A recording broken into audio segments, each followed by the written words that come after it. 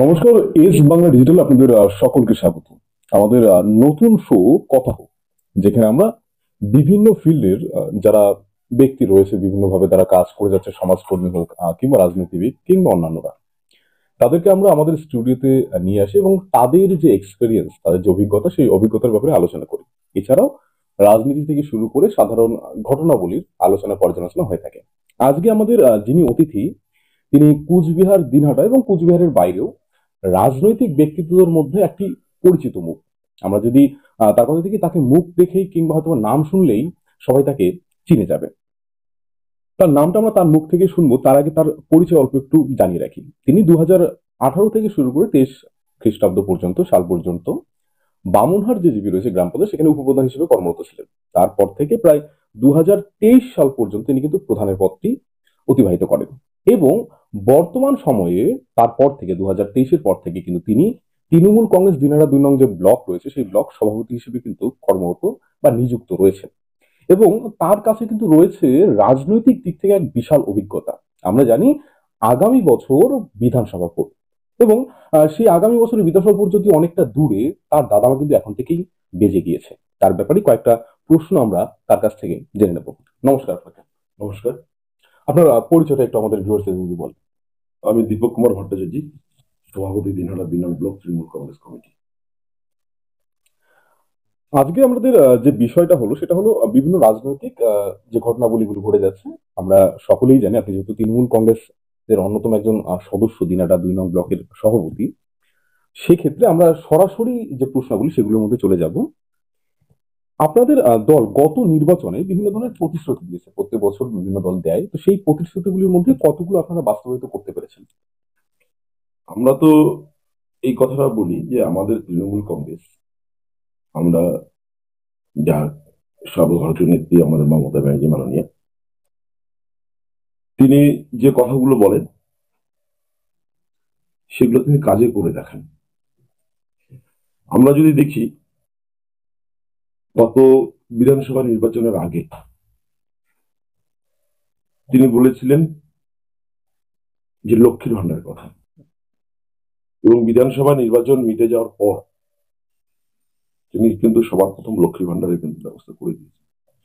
শুধু লক্ষ্মীর ভান্ডার করে দেওয়াই না, লক্ষ্মীর ভান্ডারের প্রথমে যে টাকাটা পেত মা বোনেরা, বাড়ির মহিলারা, সে টাকাটাও কিন্তু তিনি বাড়িয়েছেন, অ্যামাউন্টটা বাড়িয়েছেন। তিনি বলেছিলেন যে তিনি যতদিন মুখ্যমন্ত্রী থাকবেন, বাংলার মানুষ যাদের রেশন কার্ড রয়েছে, গরিব মানুষ, তারা ফ্রিতে রেশন পাবে। আমরা দেখতে পাচ্ছি সেটা পাচ্ছে। তিনি বলেছিলেন যে বিদ্যুতের ক্ষেত্রে একটা ছাড় পাওয়া যাবে, সম্ভবত 75 ইউনিট পর্যন্ত। সেটা কিন্তু হচ্ছে, পাচ্ছে। এটা তো হচ্ছে প্রতিশ্রুতি দেওয়ার পরে সেই প্রতিশ্রুতিগুলোকে পূরণ করা, যেটা আমাদের নেত্রী করেন। কিন্তু তারপরেও যদি আমরা দেখি যে তিনি না বলা কিছু কাজ, যেটা তিনি হয়তো প্রতিশ্রুতি দেননি কিন্তু সময় উপযোগী, যেগুলো মানুষের জন্য করা দরকার। তিনি গত বিধানসভা নির্বাচনে বলেননি পথশ্রী প্রকল্পের মধ্যে দিয়ে রাস্তাঘাট করবেন। তিনি পথশ্রীর মধ্য দিয়ে গ্রাম বাংলায়, বিশেষ করে প্রত্যন্ত এলাকাগুলো যেখানে রাস্তার বড় সমস্যা, ঠিক প্রত্যন্ত এলাকার রাস্তার কিন্তু একটা পরিবর্তন করেছে। আমরা দেখেছি এর আগে তিনি কন্যাশ্রী চালু করেছিলেন, কোন নির্বাচনী প্রতিশ্রুতি নয়। আজকে যেটা গোটা দেশ বললে ভুল হবে, গোটা বিশ্বের দরবারে একটা বড় অন্যতম একটা উদাহরণ হয়ে দাঁড়িয়েছে। এইরকম হাজারো কাজ আছে যেটা তিনি বাস্তব পরিস্থিতির উপর বাস্তবতা উপলব্ধি করে তিনি কিন্তু সেগুলো কিন্তু চালু করছেন। তো আমরা একমাত্র গর্ব করে বলি যে তৃণমূল কংগ্রেস একমাত্র রাজনৈতিক দল, নির্বাচনী প্রতিশ্রুতি যা দেওয়া থাকে, ইস্তেহার যেটা প্রকাশ করা হয়, সেটাকে যেমন একদিকে বাস্তবায়ন করা হয়, এবং একই সাথে যেটা বলা হয় না সে কাজগুলো কিন্তু আমাদের সরকার করে যাচ্ছে। এটাই হচ্ছে আমাদের অন্যান্য রাজনৈতিক দলের থেকে তৃণমূল কংগ্রেসের একটা আলাদা বৈশিষ্ট্য। এবং যেটা আপনি বলেন, খুব সুন্দরভাবে বলেন যে যে সকল প্রতিশ্রুতিগুলি ছিল না মমতার মধ্যে, সেই প্রতিশ্রুতিগুলিও তারা পালন করছে। এগুলো আপনার কি মনে হয় যে আগামী যে 5 বছরে সেক্ষেত্রে কোন কোন ধরনের নতুন প্রকল্প বা প্রতিশ্রুতির কথা আপনারা ভাবছেন, মানে আপনার দল থেকে ভাবা হচ্ছে? এটা তো আমাদের আহ রাজ্য নেতৃত্ব, সর্বোপরি আমাদের নেত্রী, তিনি ঠিক করবেন যে আগামী দিনে মানুষের চাহিদা রয়েছে। যেমন গত লোকসভা নির্বাচনের আগে আমরা দেখেছি যে বাংলার আবাস যোজনা, যে বাংলার আবাস যোজনা দীর্ঘদিন ধরে কেন্দ্রের সরকার বিভিন্ন কথা বলে, বিভিন্ন বাহানা করে সে আবাস যোজনার টাকাটা বন্ধ করে গেছিল। কেন্দ্রের যে অংশটা দেওয়ার কথা সেটা, গত লোকসভা নির্বাচনের আগে আমাদের নেত্রী তিনি ঘোষণা করলেন যে এবারে আর কেন্দ্রের সরকারের দিকে আমরা তাকিয়ে থাকবো না। বাংলার মানুষের সব থেকে যেটা প্রয়োজন, বাংলার আবাস যোজনা, সেই আবাস যোজনার টাকা কেন্দ্রের সরকার দিক আর না দিক, 31শে ডিসেম্বরের মধ্যে মানুষ, বেনিফিশিয়ারি, তার অ্যাকাউন্টে টাকা পেয়ে যাবে। আমরা কি দেখলাম? 31শে ডিসেম্বরের অনেক আগেই কেন্দ্রের সহযোগিতা ছাড়া একটা রাজ্যের সরকার একসাথে 12 লক্ষ বেনিফিশিয়ারি ঘরের টাকা বরাদ্দ করল, এবং এই টাকাটা দেওয়ার সাথে সাথে তিনি আরো ঘোষণা যে আগামী কয়েক মাসের মধ্যে আরো 16 লক্ষ বেনিফিশিয়ারি ঘরের টাকা পাবে। এবং আমাদের যেটা বিশ্বাস যে বিধানসভা নির্বাচন আসার আগে যে বেনিফিশিয়ারি লিস্ট আছে সেই লিস্টটা তো কমপ্লিট হয়ে যাবে। কারণ আমাদের নেত্রী তিনি উপলব্ধি করেছেন, তিনি বুঝতে পেরেছেন যে বাংলার মানুষের এই ঘরের, বাংলার আবাস যোজনা একটা বড় দরকার। মানুষের ভীষণ চাহিদা, মানুষের চাহিদার কথা চিন্তা করে তিনি লোকসভা নির্বাচন আগে বলেছেন, লোকসভা নির্বাচনের পরে তিনি সে কাজ করে দেখালেন। এবং এখানে আপনাকে একটু থামাবো। এখানে বিষয় হলো, যখন আমরা এই ধরনের প্রকল্পের কথা বলছি, বিভিন্ন ধরনের প্রকল্প, সেটা হোক বাংলার আবাস যোজনা, উম, বাংলার আবাস যোজনা, লক্ষ্মীর ভান্ডার কিংবা কন্যাশ্রী, সেই প্রকল্পের মাঝখান থেকে বিরোধী দল থেকে হোক কিংবা সাধারণ মানুষের তরফ থেকে হোক, একটা কথা কিন্তু বারবার হয়, সেটা হলো বেকারত্ব। এই যে বেকারত্ব, সেই বেকারত্ব কমানোর জন্য আপনাদের সরকার বা আপনারা কি কি পদক্ষেপ নিয়েছেন, বা এই ক্ষেত্রে আপনারা কি ভাবছেন? বেকারত্ব, এই সমস্যা, এটা শুধু বাংলার সমস্যা নয়, এটা এটা গোটা গোটা দেশের সমস্যা। গোটা দেশের সমস্যা।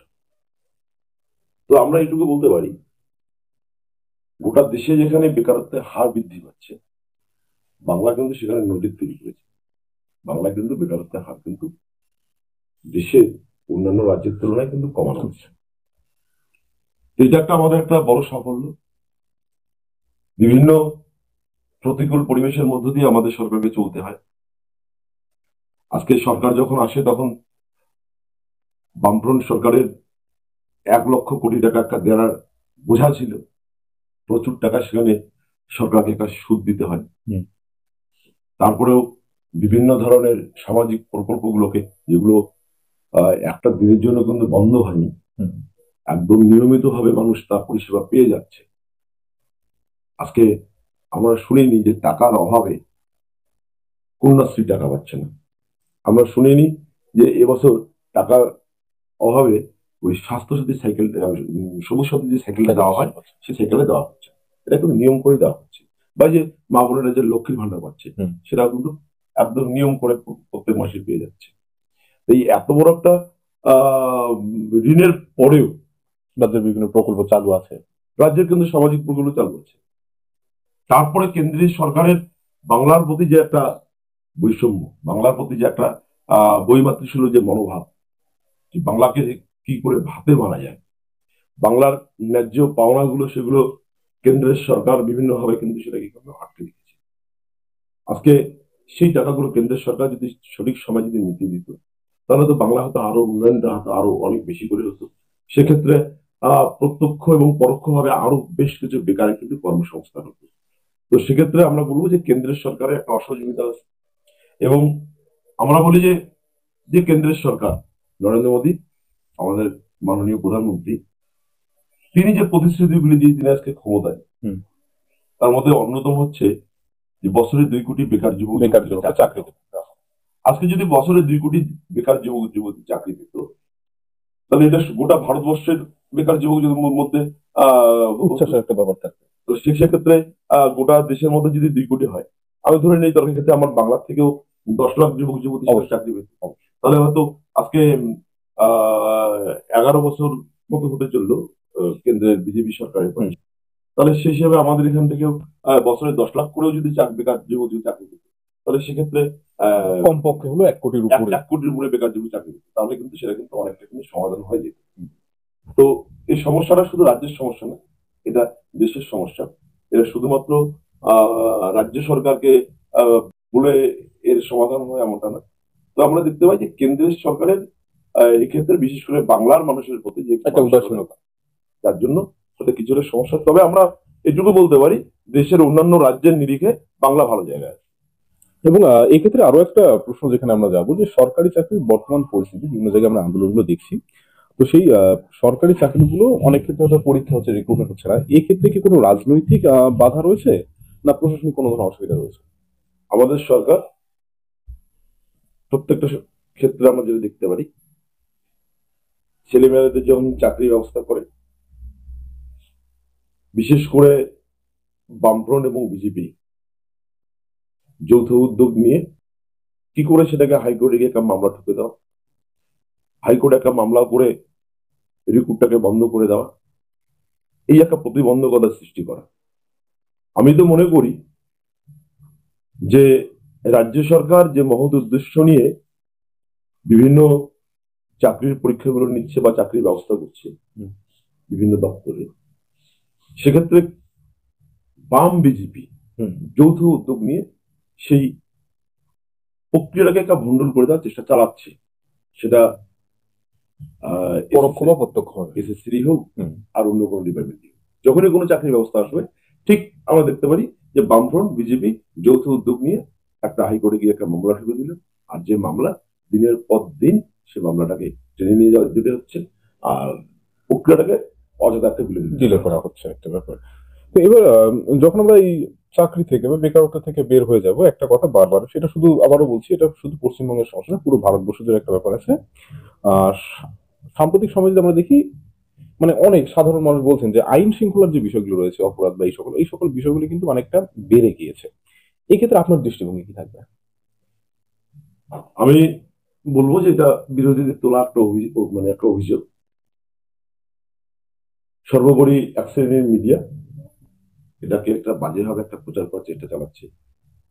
আমরা যে আইন শৃঙ্খলার দিকে দেখি, যে গোটা দেশের অন্য রাজ্যগুলোর সঙ্গে যদি আমরা তুলনাটা নিই, আমরা দেখবো যে পশ্চিমবঙ্গ অনেক ভালো জায়গায় আছে। তবে হ্যাঁ, কিছু কিছু ক্ষেত্রে আরো কিছু ভালো দ্রুত পদক্ষেপ গ্রহণ করলে হয়তো আরো কিছুটা সমস্যার সমাধান করা যায়। সেক্ষেত্রে নিশ্চয়ই প্রশাসন দেখছে কিছু কিছু প্রতিবন্ধকতা থাকেই। তারপর আমি বলবো যে আইন শৃঙ্খলা বাংলার মাটিতে যথেষ্ট শক্তিশালী, এবং অন্যান্য রাজ্যের তুলনায় বাংলার মানুষ অনেক বেশি নিরাপদে আছে, বাংলার মানুষ অনেক শান্তিতে আছে। আমরা তো আজকে বলতে পারি যে আজকে বাংলায়, গোটা বাংলা জুড়ে আমাদের বাড়ির মা বোনেরা আজকে রাত্রিবেলা যখন খুশি বাড়ি থেকে কোথাও যদি যায়, আমরা কিন্তু নিরাপত্তাহীনতায় ভুগি না। কিন্তু এটাই কিন্তু অন্য রাজ্যে কিন্তু দেখা যাবে। আজকে এটা বাংলাদেশ সম্ভব, কিন্তু এক শ্রেণীর মিডিয়া এবং বিরোধী দল তারা একটা লাগাতার একটা প্রচারে নিয়ে আসার চেষ্টা করছে। কিছু কিছু ক্ষেত্রে কিছু বিক্ষিপ্ত ঘটনা ঘটে যায়, যেখানে হয়তো কারোরই কিছু করা থাকে না, সেখানে আইন শৃঙ্খলা অবনতি, এই কথাটা বলা একটা ভিত্তিহীন অভিযোগ। এবং এই ক্ষেত্রে থেকে আপনার কথা থেকে একটা যেটা প্রশ্ন উঠে আসে, যে আপনি তাহলে কি মনে করছেন যে এই যে বিভিন্ন ধরনের যে ঘটনাগুলো ঘটছে, যেটাকে মিডিয়ায় প্রচুর ভাবে হাইলাইট করা হচ্ছে, সেক্ষেত্রে বিরোধী দলের বা বিরোধী মিডিয়া আমরা বলতে পারি, তাদের কি কোনো প্ররোচনা রয়েছে? নিঃসন্দেহে সেটা আছে। আজকে যে কোনো ঘটনাকে, গোটা দেশে এত ঘটনা ঘটে, সেগুলোকে বড় বড় ঘটনা সেগুলোকে সামনে না নিয়ে এসে মানুষকে, হয়তো রাজ্যের কোনো একটা ইস্যু, কোথাও একটা বিক্ষিপ্ত কোনো ঘটনা ঘটে গেল, সেটাকে বারবার করে ব্রেকিং নিউজ করে মানুষের মধ্যে, মনের মধ্যে সেটা ঢুকিয়ে দেওয়া হচ্ছে, যাতে মানুষ আহ বোঝার চেষ্টা করে যে বাংলার আইন শৃঙ্খলা অবনতি হচ্ছে, বাংলা আইন শৃঙ্খলা ভেঙে পড়েছে, বাংলা আইন শৃঙ্খলা বলে কিছু নেই। কিন্তু এটা করে, মিডিয়া এটা করে কোনো লাভ হবে না।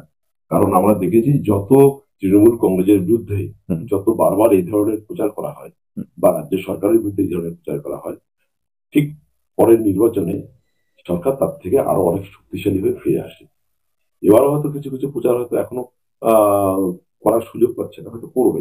নির্বাচন যত সামনে এগিয়ে আসবে, বিভিন্ন ক্ষেত্রে সেটাকে প্রচারে আনার চেষ্টা করবে।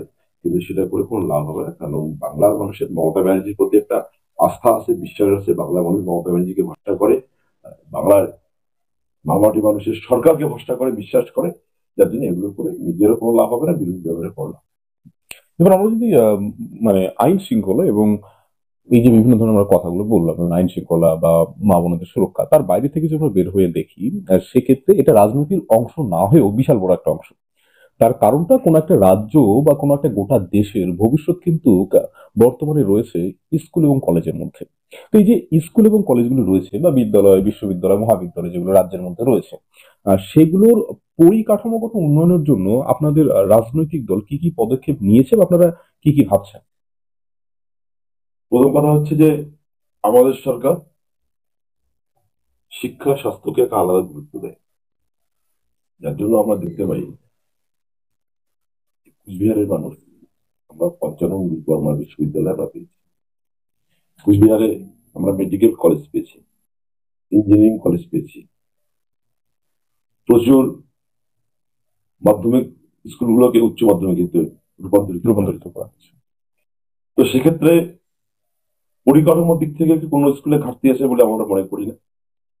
হয়তো কিছু কিছু ক্ষেত্রে আহ থাকতে পারে কিছু, তবে সেটা খুব নগণ্য, হুম, মানে সামান্য কিছু, হয়তো কিছু থাকতে পারে। হুম, কিন্তু এমনিতে পরিকাঠামো দিক থেকে হুম, আমাদের সরকার কিন্তু যথেষ্ট পরিমাণে কাজ করেছে। আজকে যে বামনাটে আমরা যদি কথা বলি বা হুম। দিনহাটা বিধানসভা কেন্দ্র, বিধানসভা। গোটা দিনহাটা বিধানসভা কেন্দ্র ঘুরে স্কুলের ঘরের সমস্যা আছে হুম, এমন স্কুল খুঁজে পাওয়া এখন কিন্তু খুব মুশকিল। বেশিরভাগ স্কুলগুলোতেই বাউন্ডারি ওয়াল হয়েছে, হুম, স্কুলে পর্যাপ্ত পরিমাণে বসার জায়গা, বেঞ্চ আছে, হুম, প্রত্যেকটা স্কুলে টয়লেট গুলো যথেষ্ট পরিমাণে সুন্দর, হুম।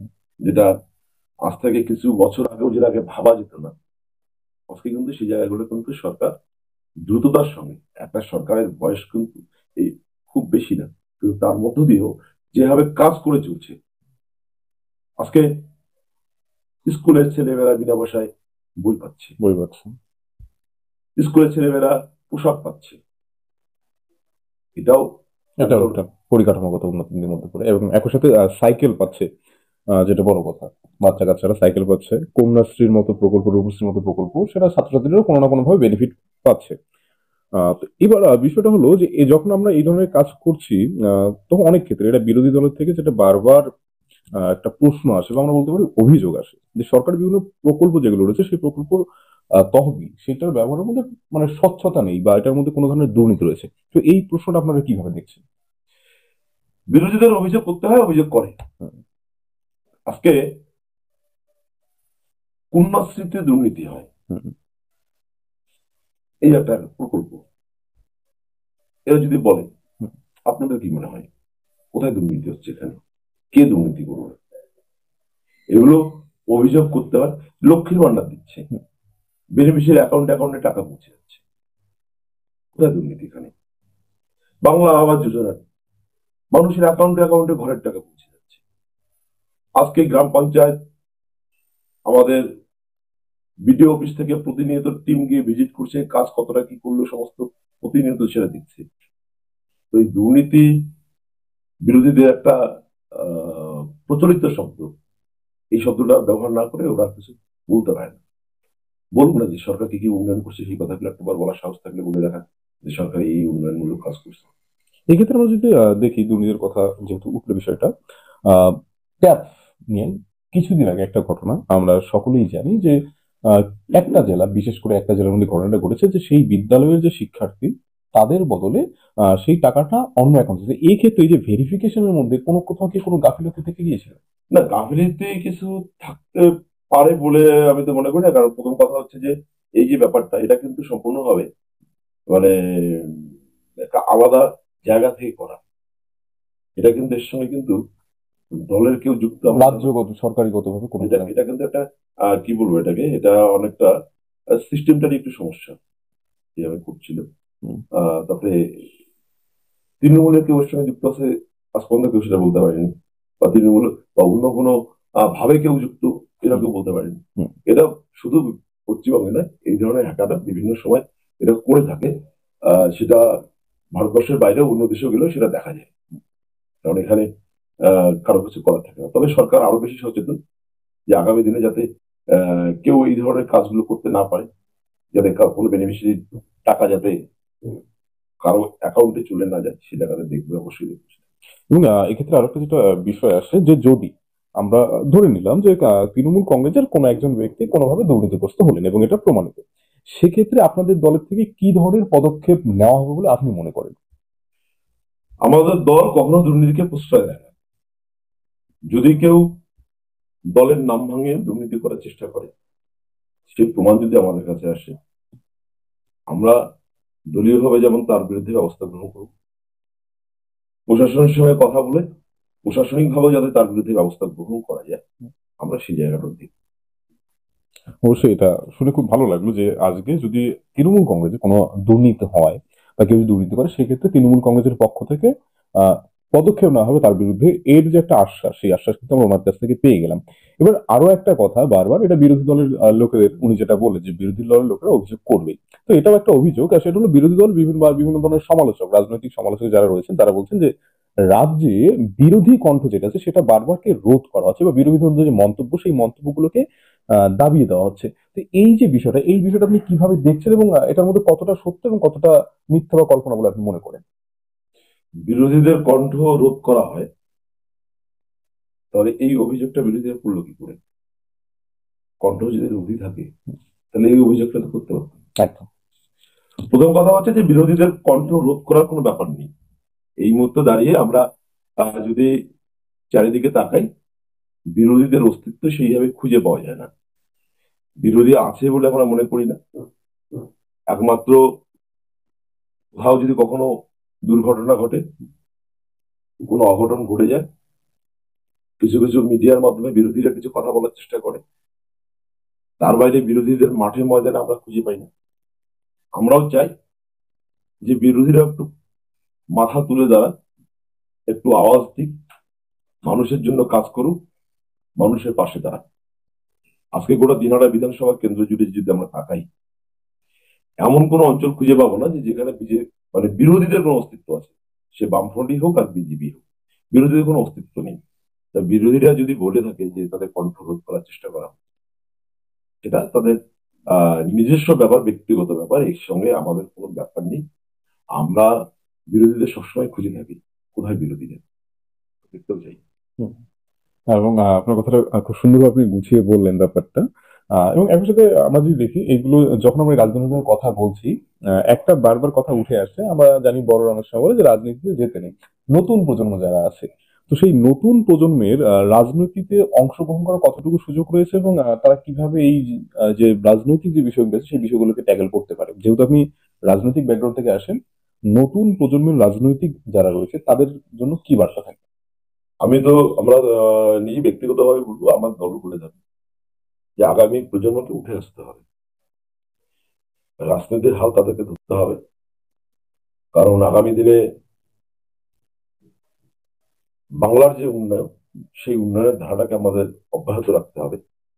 এবং আমাদের নেত্রী, তিনি প্রতিনিয়ত ছাত্র যুবর কথা বলেন, এবং আমরাও ছাত্র যুবদের রাজনীতিতে আসার জন্য আমরা সবসময় তাদেরকে আহ্বান করি এবং তাদেরকে যথেষ্ট পরিমাণে আমরা সহযোগিতা করি। আমাদের ছাত্র, আমাদের যুব যারা আছে, তাদেরকে নিয়ে আমরা যেমন রাজনীতি করতেছি, এবং আমরা বলবো যে আগামী দিনে আরো বেশি করে ছাত্র যুবদের রাজনীতিতে উঠে আসা উচিত। কারণ আগামী দিনে বাংলার উন্নয়নটাকে আজকে যারা ছাত্র যুবক, তাদের হাত ধরে আগামী দিনে এগিয়ে চলবে। আমাদের ভিউয়ার্সদের আবারও কিছু জানিয়ে রাখি, আমরা দিনহাটা এবং কোচবিহারের রাজনৈতিক ব্যক্তিত্বের মধ্যে অন্যতম চেহারা যিনি, তার কাছ থেকে কিন্তু রাজনৈতিক বিভিন্ন ধরনের কথা শুনে নিলাম। আমাদের শোয়ের শেষের দিকে একটা র্যাপিড ফায়ার মোমেন্ট থাকে, আমরা সেই জিনিসটা এবার তার সাথে করে নেবো।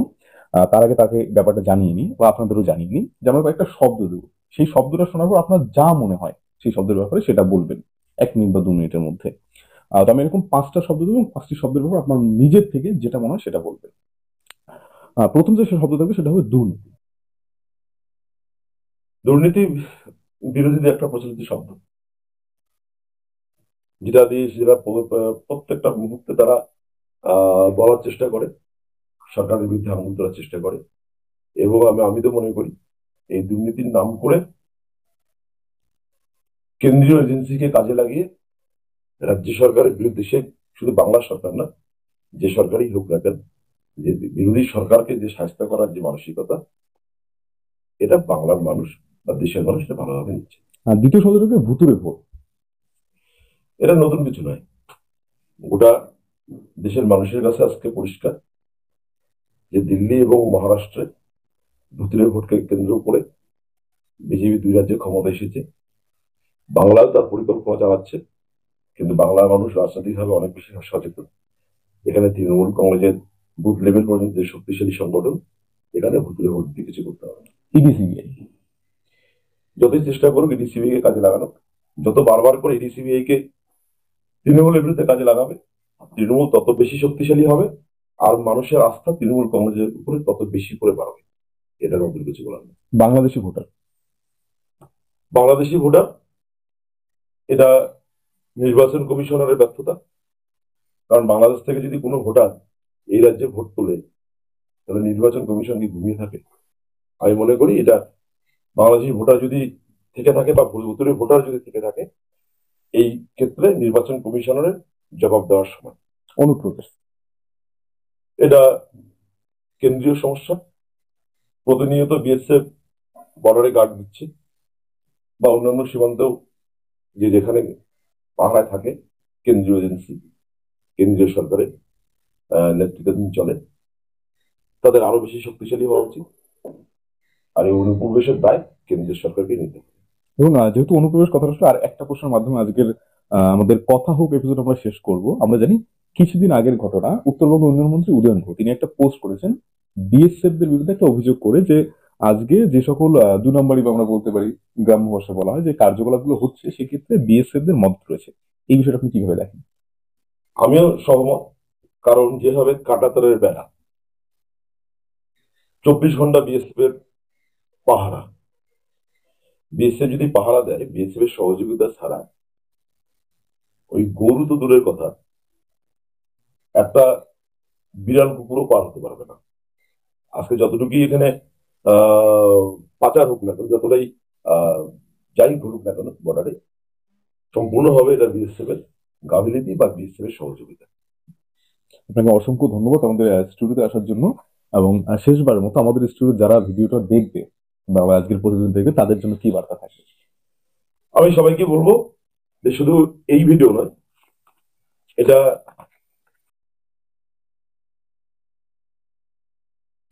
এস বাংলা ডিজিটাল একদম নতুন করে সবকিছু শুরু। বয়স খুব বেশি না, কিন্তু যে কাজ করার যে মানসিকতা, এটা সত্যি সত্যি প্রশংসাযোগ্য। সবাইকে বলবো যে আরো বেশি করে এস বাংলার পর্দায় চোখ রাখুন মানুষ, আরো বেশি করে দেখুন, আর নতুন নতুন ঘটনা সবার সামনে আসুক।